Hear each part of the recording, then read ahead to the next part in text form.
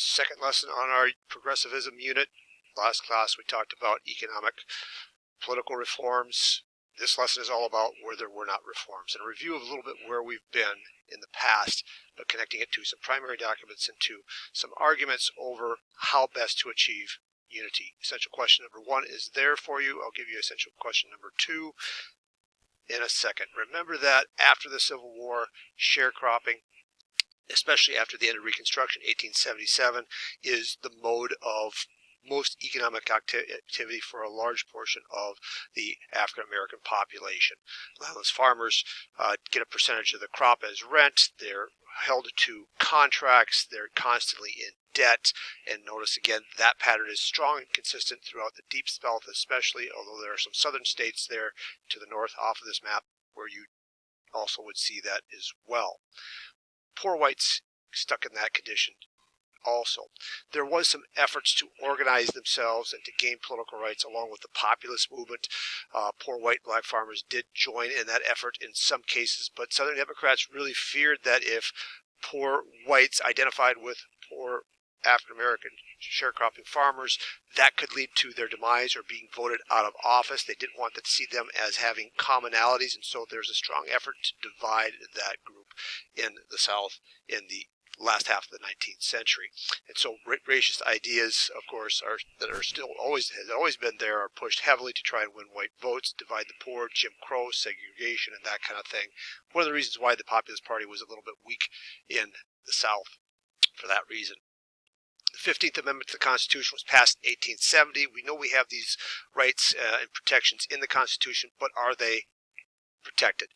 Generally, they just are not. Loopholes were created to prevent people from of African American background, men in particular. Men do not have the right to vote, to gain access to voting. Of course, the Ku Klux Klan is there and dominant. Remember that. Significant force in keeping them away from the ballot boxes. The poll taxes were established gradually throughout the South. Mississippi was one of the first to create them. You have to pay in order to vote.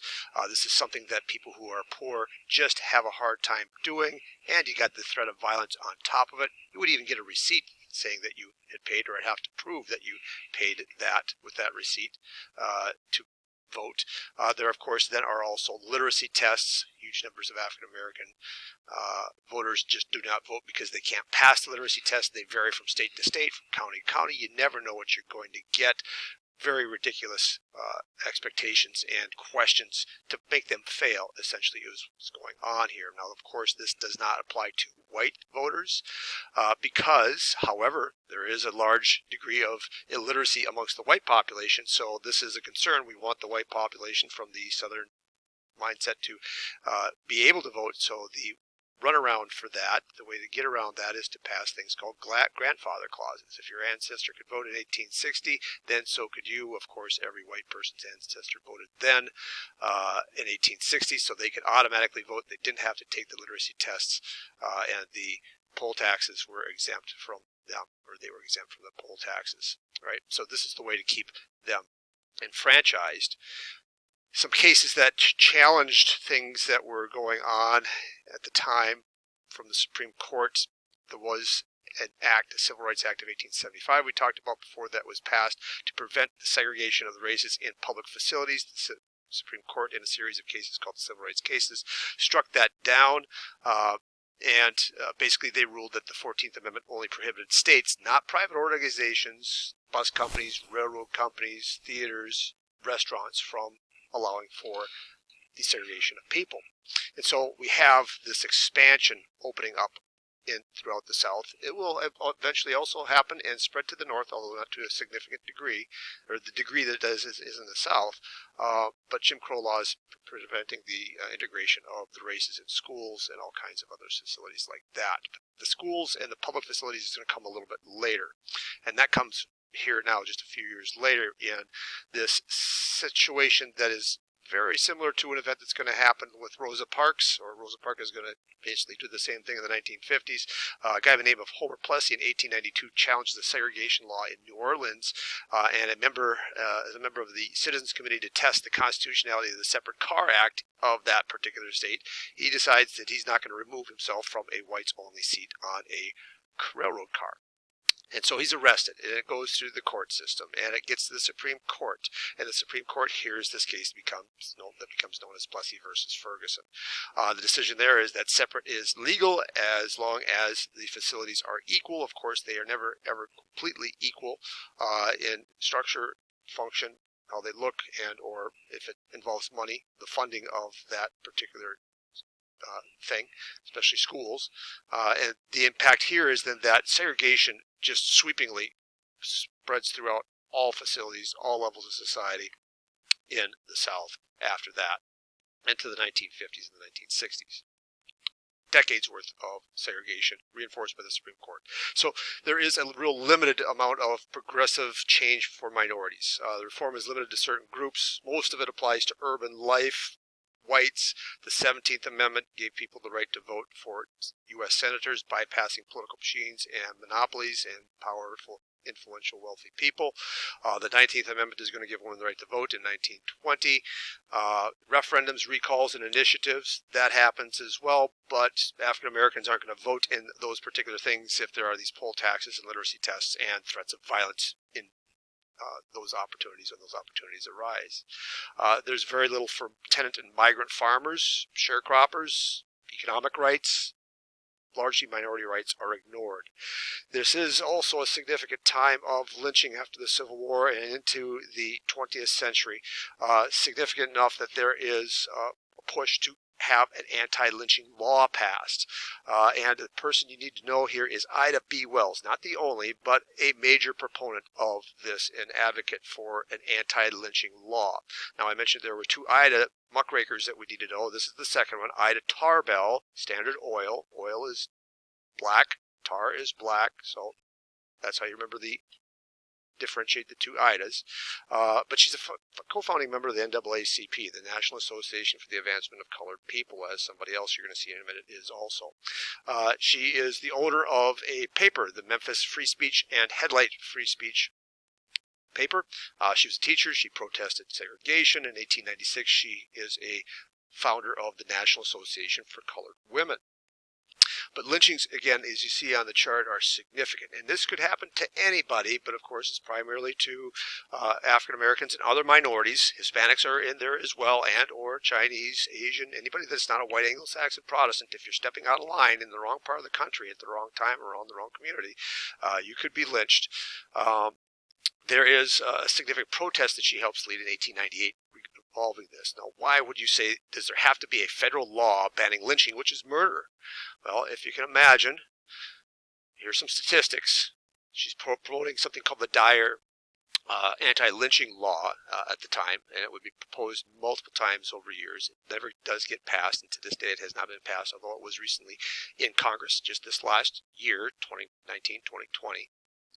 But it is a situation where if you're going to get a federal law passed, there is a segment of the country, especially in the South, that would not vote for that. And if it's pushed too hard by anybody from the North, perhaps then Southerners do not vote for other legislation that Northerners would want.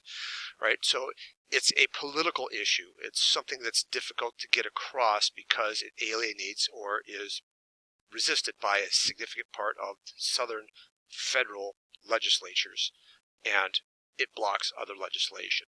And so the local enforcement of murders and things like that murders and things like crimes usually are enforced locally. The federal government doesn't quite have the complete power to come in and do this yet, and that's what the Dyer anti-lynching law would do. It would allow the federal government to come in and prosecute.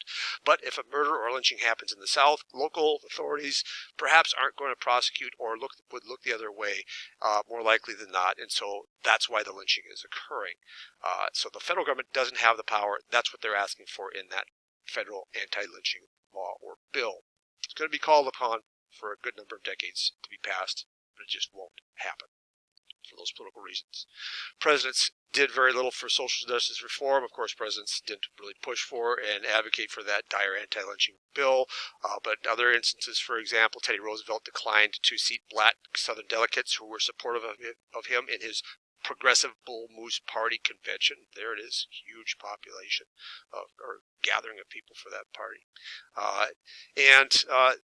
that was something that was done because if he included African Americans in the convention, it would perhaps alienate Southern progressives that were supporting Teddy Roosevelt. And so for that reason, they weren't included in the group. Don't want to alienate those Southern powerful politicians and supporters.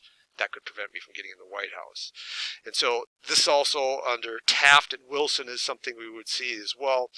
Taft and Wilson continued the separation of races in federal offices and federal jobs. There is segregation there. Note the capital of Washington, D.C. is in the South yet, right? So there is a regional influence there, and segregation is the rule in federal jobs, so on and so forth. Again, fearing, angering white Southern progressives who then would not support them in office, that kind of thing is the background of that.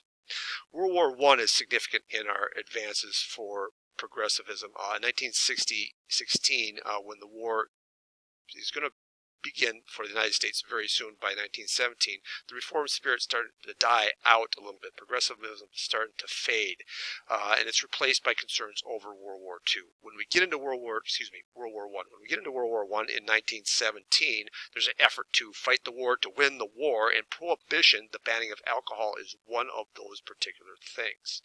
We'll cover this again a little bit later, but it's meant to preserve food and grain for the war effort and have basically sober people working to fight the war. This particular war also, for a minority group, is going to help bring about this thing called suffrage, which we'll talk more about in depth next class.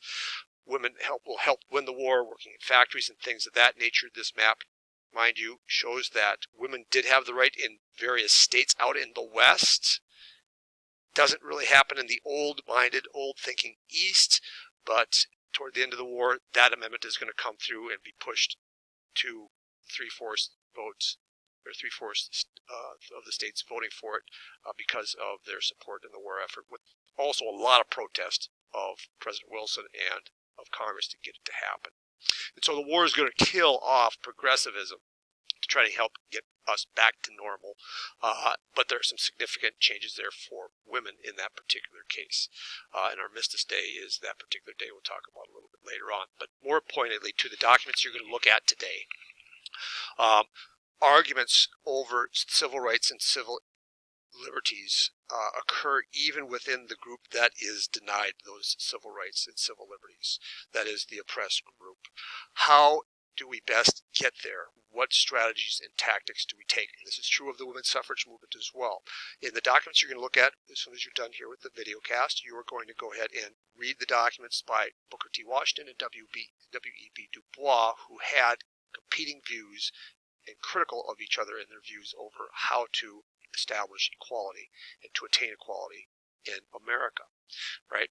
And these individuals, again, are reflective of the fact that in every reform movement, there are competing views about how to get there, the strategy. Booker T. Washington, he's born a slave in Virginia. He's about 9 years old at the end of the Civil War.